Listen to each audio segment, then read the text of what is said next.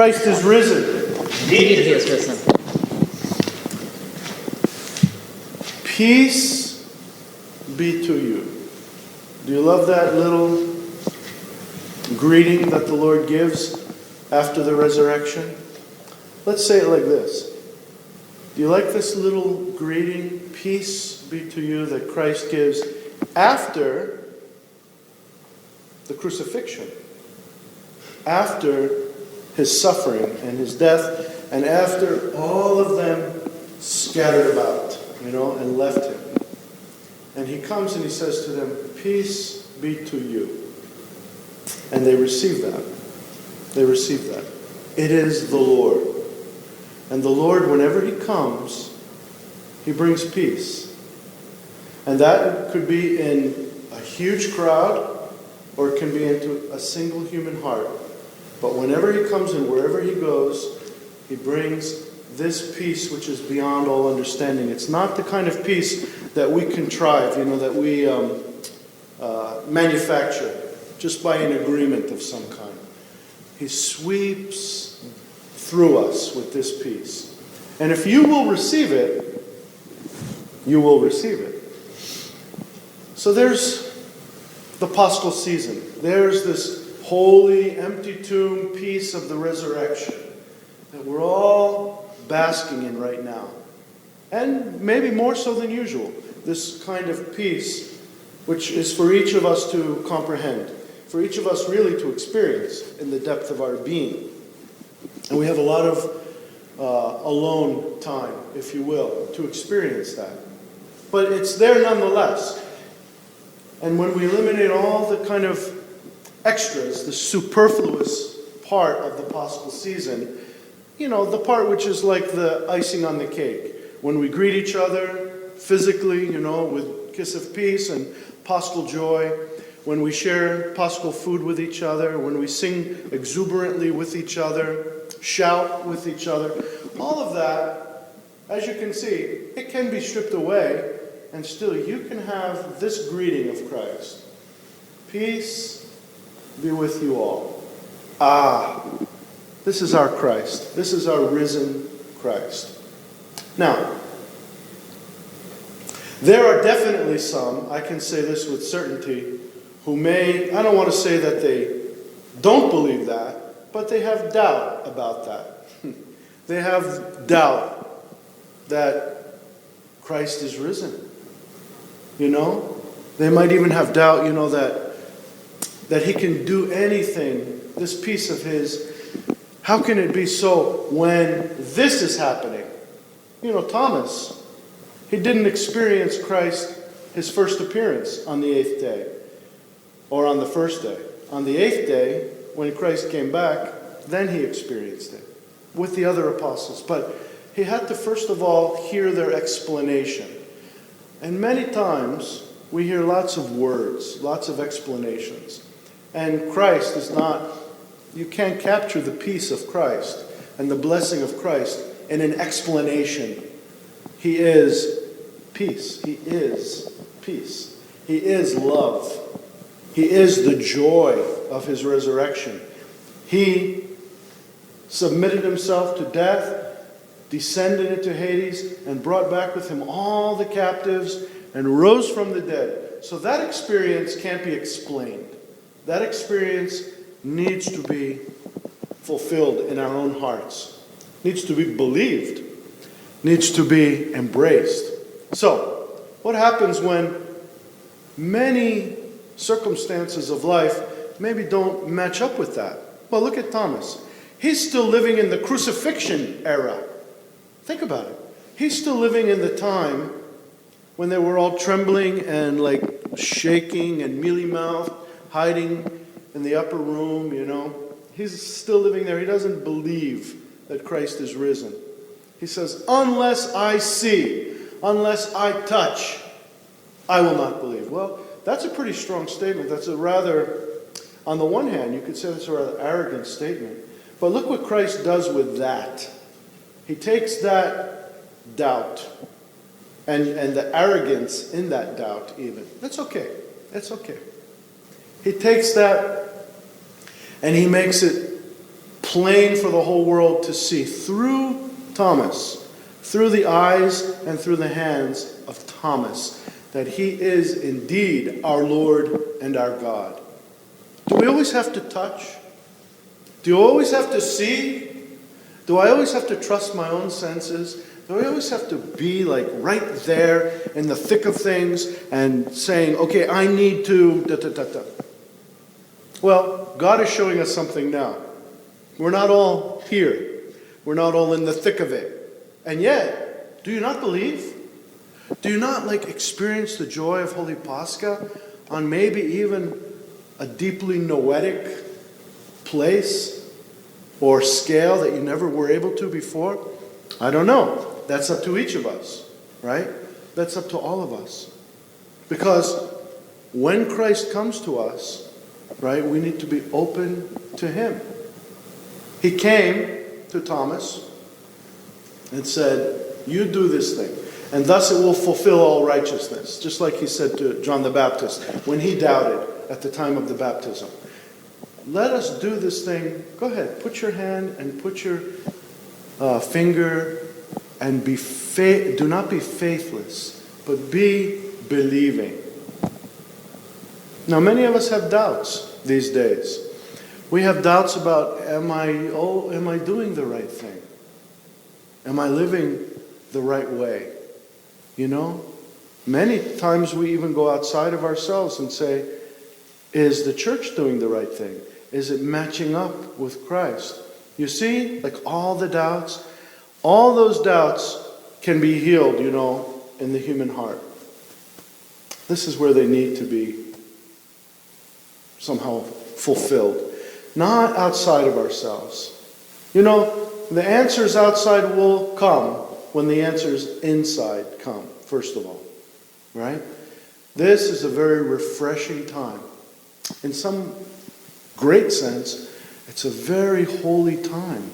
It's a time where we can embrace one another with joy without having to embrace one another with joy, touching. After the resurrection, Christ says to Mary Magdalene, no, don't touch me. Don't touch me. Don't touch me. I have not yet gone to my Father. So there's a reason he says, don't touch me. There's a place.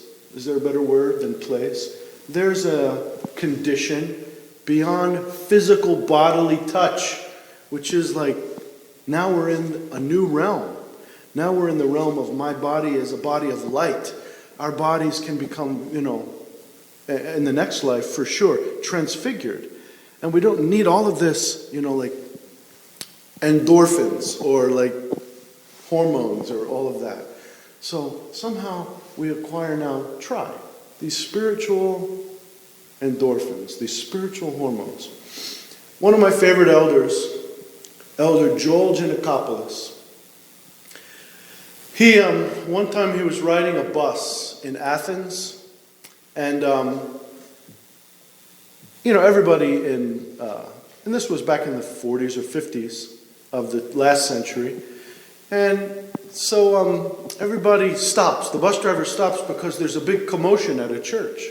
And one of the icons, I believe one of the icons started weeping, or there was some miracle that happened around one of the icons. So the whole bus emptied out and they all flew off and went to venerate or to see the miracle, to touch the miracle somehow. And he didn't. He stayed on the bus and he was reading his book, And if you know the life of Elder Joel, you'll know that he was a deeply special person spiritually. So they all came back and they started attacking him. They said, look, here's a priest who doesn't even believe in miracles. He stayed on the bus. He doesn't. He said, he closed the book. He said, no, wait a minute. You heard that there was a miracle somewhere, a miracle of Christ. So you all had to race off and see the miracle. You had to go and, experience it personally and touch it. Okay. I believe in miracles. I believe Christ performs miracles all the time. I don't need to see them. I know that it happens all the time. So now who is the more faithful or the less let's say the less faithless? The one who has to see the miracle or the one who believes the miracle without seeing? Blessed are those who have not seen and yet believe. So we believe, even though you're not here today, do you believe that this bread and wine are not in our very presence being transfigured into the body and blood of Christ? They are, whether you're here or not. Whether people in the cemetery are living in the flesh still or not, this is still happening. And it will happen until Christ comes again and gives us fully his body and blood in the kingdom, in the eschaton. So in the meantime, let us believe. Thomas taught us something. He said, he taught us to sometimes we have to press because we need it. And I know many of us need it. Many of us need to see something. But here's my challenge for you. Don't have to see and don't have to believe every time.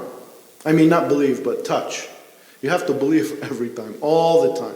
But don't feel the need that you have to go and experience like some miracle, some sign, over and over and over again, because,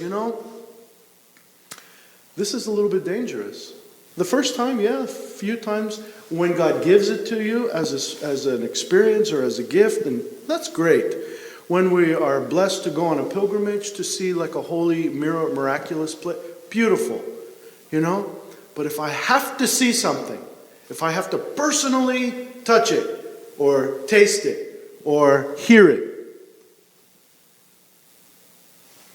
not the best.